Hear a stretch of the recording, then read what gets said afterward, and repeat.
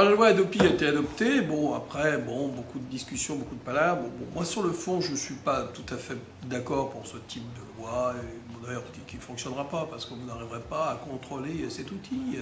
Et puis en plus, je pense que donner des libertés, ça va permettre à certaines choses qu'on n'a pas encore pensé d'exister. Donc il y avait un exemple qui avait été pris qui était intéressant, c'était ce chanteur là de Hénin-Beaumont, je ne sais pas comment ça s'appelle cette ville, il avait fait un clip, personne ne voulait l'accepter, il l'a lancé sur Internet, c'est devenu un succès national et peut-être même plus. Donc je pense qu'il faut laisser de la liberté à cet outil. Alors d'un autre côté, comment on protège tous ces créateurs? Donc je pense que la répression n'est pas la solution, à mon avis, mais c'est plutôt l'incitation positive.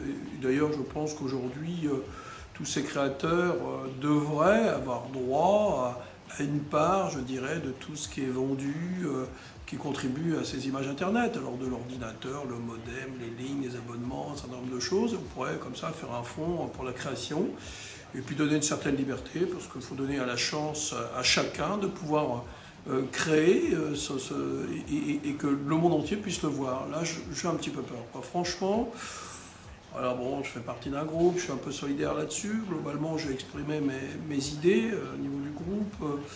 Je pense qu'on va trop loin. Trop de régulation tue. Et contrairement à ce qu'on pense, et même sur la crise, vous verrez que d'ici quelques temps, on fera le vrai bilan. Trop de régulation induisent des comportements. En plus, les gens vont essayer de contourner.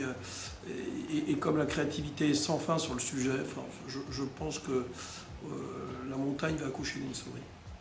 Enfin là, en l'occurrence, l'objet du texte de loi, c'est surtout de faire mieux correspondre les peines encourues au procédé justement des internautes, non, vous ne pensez pas?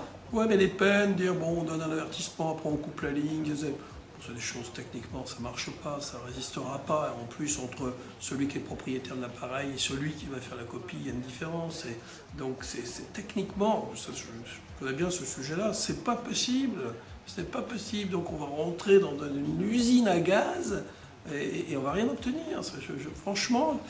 Alors, d'un autre côté, il y a des gens qui en ont marre d'être comme ça, un petit peu contournés, je pense, au cinéma. Alors, le cinéma, c'est contradictoire parce que on nous dit qu'il y a de plus en plus de monde qui va au cinéma, et donc il critiquera d'être copié. Vous savez, la télévision, quand elle s'est installée autour des matchs de foot, tout le monde disait plus personne n'ira au stade. Et bien plus il y a de matchs de télévision, plus les gens vont au stade.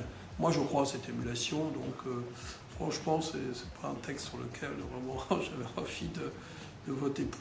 Bon, voilà, je pense que l'histoire, le temps, la logique technique, la logique économique sera un bulldozer par rapport à ce texte.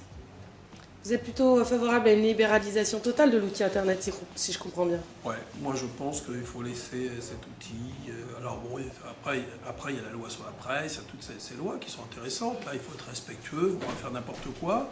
Mais je ne pense pas que ce type de dispositif va aider en quoi que ce soit à la création. Et j'ai bien peur même que ça nous mette dans une situation plus difficile. Donc on verra. Et moi, sur ce genre d'outils, je suis plus favorable à une liberté totale. Et oui, c'est comme ça aussi à l'UMP.